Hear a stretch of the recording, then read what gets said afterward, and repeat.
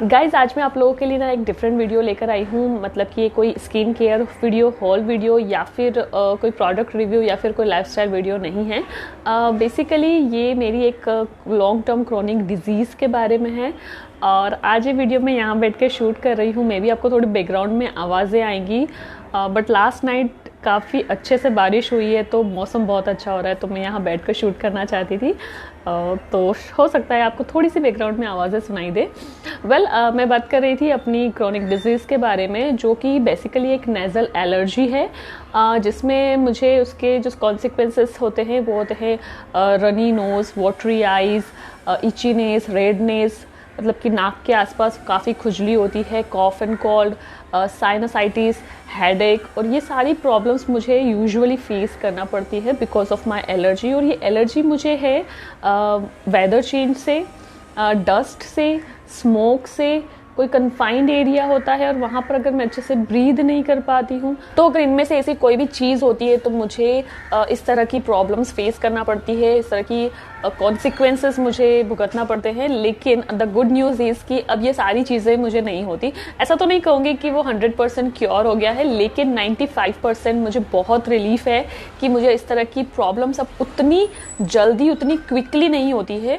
मैं बहुत ज़्यादा रिलैक्स हूँ। और मैंने एक चीज़ नोटिस की है, क्योंकि मैं काफ़ी लोगों से मिलती हूँ, अपने वर्किंग प्लेस पे अपने कॉलीग से मिलती हूँ, अपने रिलेटिव से, अपने फ्रेंड से, तो एक चीज़ जो मुझे समझ में आई वो है कि 5 में से किसी एक को इस तरह की एलर्जी होती ही है। और ये बहुत कॉमन हो गया है क्योंकि अब हमारा लाइफस्टाइल उतना हेल्दी नहीं है, हम उतना हेल्दी नहीं खा पाते हैं, क्योंकि चीज़ें उतनी प्योर भी नहीं हमें मिलती हैं, और इसकी वजह से कहीं ना कहीं किसी ना किसी को कुछ ना कुछ एलर्जी होती है।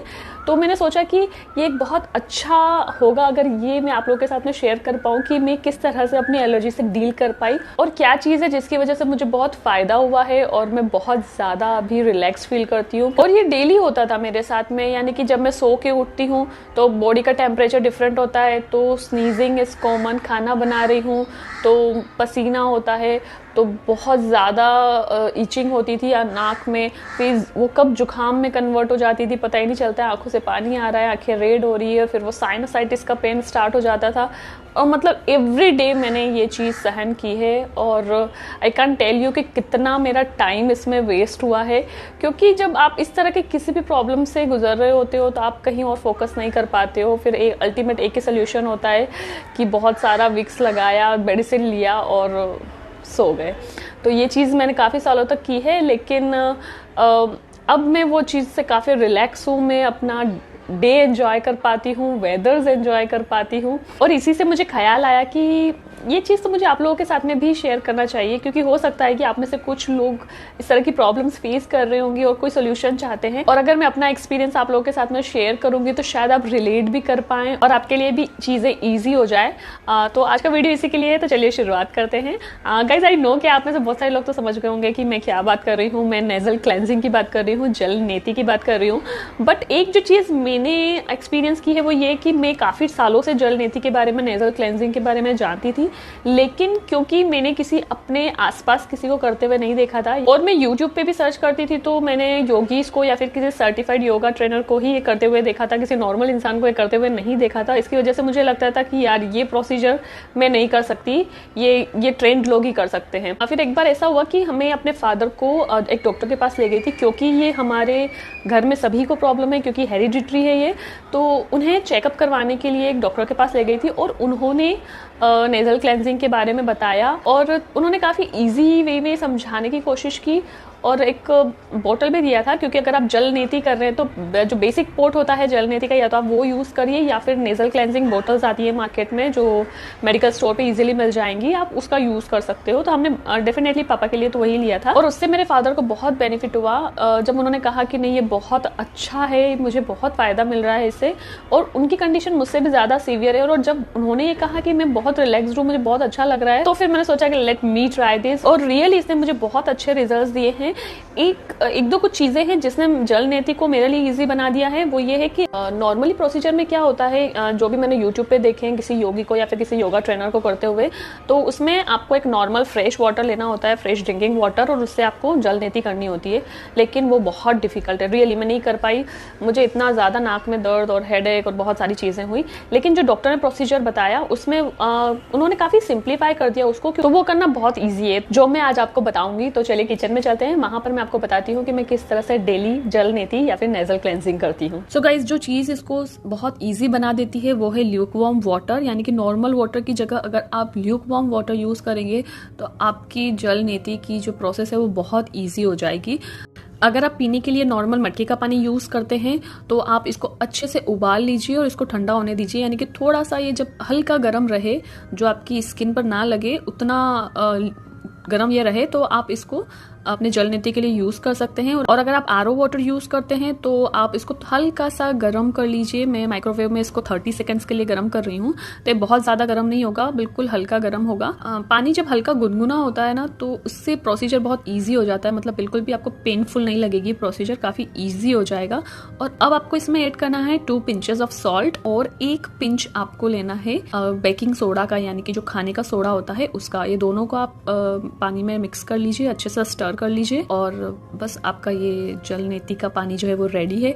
इससे अगर आप जल नेती करेंगे ना तो ट्रस्ट मी गाइस, ये बिल्कुल पेनफुल नहीं होने वाला है। ऑल्दो आप स्टार्टिंग में थोड़ा सा अनईजीनेस फील कर सकते हैं, क्योंकि ऑब्वियसली आपने पहले कभी नहीं किया है और कोई भी चीज़ अगर आप पहली बार करना स्टार्ट कर रहे हैं तो थोड़ा सा डिफिकल्ट होता है, लेकिन 3-4 दिन में आप यूज टू हो जाएंगे और फिर आपको जब इसके रिजल्ट्स मिलने लगेंगे ना तो आप डेफिनेटली इसको करना पसंद करेंगे। जल नेती करते हुए आपको एक चीज़ का और ध्यान रखना है कि आपको तब अपने मुंह से ब्रीथ करना है, नाक से सांस नहीं लेना है, आपको अपने मुंह से थ्रू आउट द प्रोसेस सांस लेना है।